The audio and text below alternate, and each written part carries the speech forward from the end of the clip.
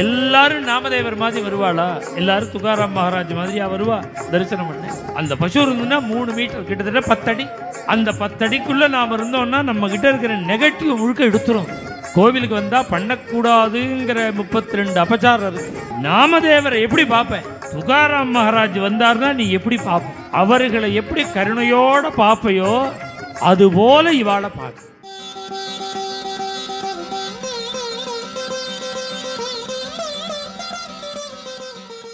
புண்டலீக நாதன்னு சொன்ன அந்த திருநாமம் தான் 5000 வருஷமா கூப்பிட்டு பண்டரிநாதன். இன்னொரு வரன் கேட்டான். என்ன வரன்னா, நாளைக்கு உங்களை தரிசனம் பண்ண எல்லாரும் தான் வருவா. இப்போ இந்த கோவிட் ப்ராப்ளத்தினால ஜனங்கள் குறைச்சலாக இருக்கா, இல்லைன்னா லட்சக்கணக்கான பேர் தினம் பண்டரிபுரத்தில் தரிசனம் பண்ணியிருந்தார்.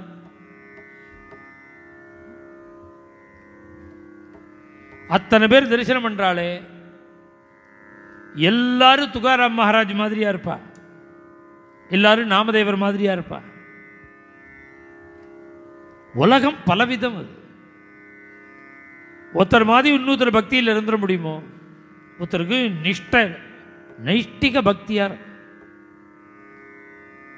சில பேருக்கு பக்தின்னா என்னன்னே தெரியாது. இந்த மிடில் கிளாஸும் இருக்கு. 1,00,000 பேர் இருந்தால் 1,00,000 விதம். ஒருத்தர் மாதிரி ஒருத்தர் இருக்க முடியாது. எல்லாரும் நாமதேவர் மாதிரி வருவாளா? எல்லாரும் துகாராம் மகாராஜ் மாதிரியா வருவா? தரிசனம் பண்ண 2 கட்டானும் வரும், 3 கட்டானும் வரும், அசடும் வரும், கண்ணத்துறைன்னா வாயை திறக்கிறது வரும். வந்து கோவிலில் நல்லா பார்த்துட்டு எல்லா பூஜையும் பார்த்துட்டு பஜனையை பார்த்துட்டு பூஜையை பார்த்துட்டு வெளியில் வந்து இது என்ன ஸ்டோன்னு கேட்கும். இப்படி இல்லாமல் கேட்பேன், இது என்ன ஸ்டோன் அப்படின்னு கேட்பான் சுவாமி.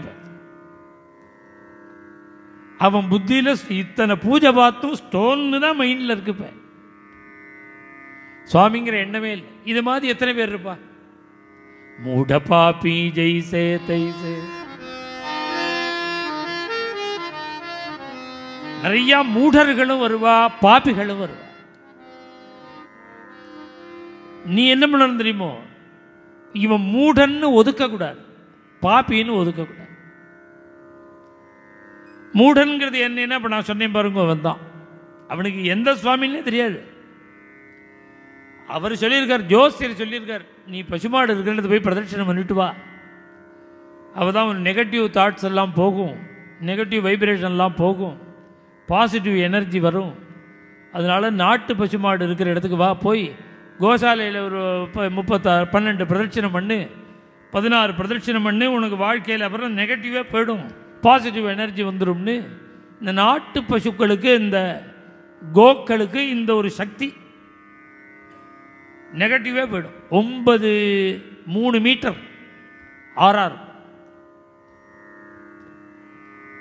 அந்த பசு இருந்துன்னா 3 மீட்டர், கிட்டத்தட்ட 10 அடி. ஒரு பசுவுக்கு 10 அடி சுற்றளவு பாசிட்டிவ் வைப்ரேஷன் நாட்டு பசுக்களுக்கு. அந்த 10 அடிக்குள்ள நாம் இருந்தோம்னா நம்ம கிட்ட இருக்கிற நெகட்டிவ் முழுக்க எடுத்துரும், அப்படியே பாசிட்டிவ் கொடுத்துரும்.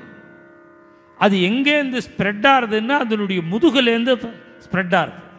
எல்லாத்துக்கும் சந்தேகமாக இருக்கும். சில பேருக்கு எதையும் நம்ப மாட்டான். அப்பா சொன்னால் நம்ப மாட்டான், அம்மா சொன்னால் நம்ப மாட்டான், சம்சாரம் சொன்னாலே நம்ப மாட்டான். காஃபி போட்டாச்சுன்னு அவசியம், காஃபியில் சர்க்கரை போட்டாச்சுன்னு சொன்னால் ஒரு தடவை கேட்பான், போட்டியோ யோசனை பண்ணி சொல்லுவோம். ஒரு சின்ன விஷயத்துக்கு கூட சந்தேகம். இதெல்லாம் என்னன்னா அந்த அளவுக்கு தோஷம் உள்ள இருக்கு, நெகட்டிவ். அதனால தான் இப்படிலாம் தோணும். இது பரவாயில்ல. இன்னும் சில பேர் பாப்பி, கோவிலுக்கு வந்தால் பண்ணக்கூடாதுங்கிற 32 அபச்சாரம் இருக்கு.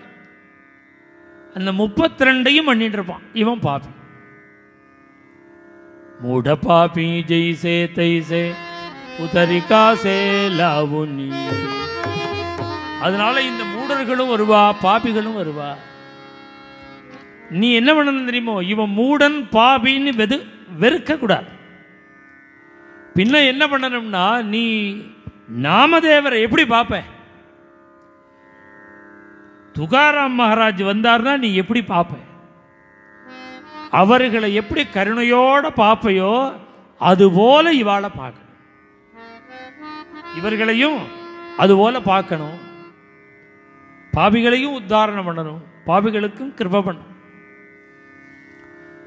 2 வரன் கேட்டான் சுவாமியும் அதை அங்கீகரித்து இந்த தேவ சரீரத்தோடு இந்த கலியுகத்தில் எப்படி இருக்கிறது, இப்படி புண்டலீகன் பார்த்துன்னு இருக்கும் பொழுதே இடுப்பில் கையை வச்சு நின்றிருந்த அந்த பிரபு அப்படியே ஒரு விக்கிரகமாக ஆயிட்டாராம். அது ஒரு சிற்பி பண்ணின ஒரு மூர்த்தி இல்லை, பார்த்துன்னு இருக்கும் பொழுதே கல்லா மாறிவிட்டார் சுவாமி. கிருஷ்ணனும் ருக்மிணியும் அப்படி விக்கிரகமாக ஆக இன்னைக்கு பண்டரிபுரம் போனோம்னா அந்த மூர்த்தியை தான் பார்க்கணும்.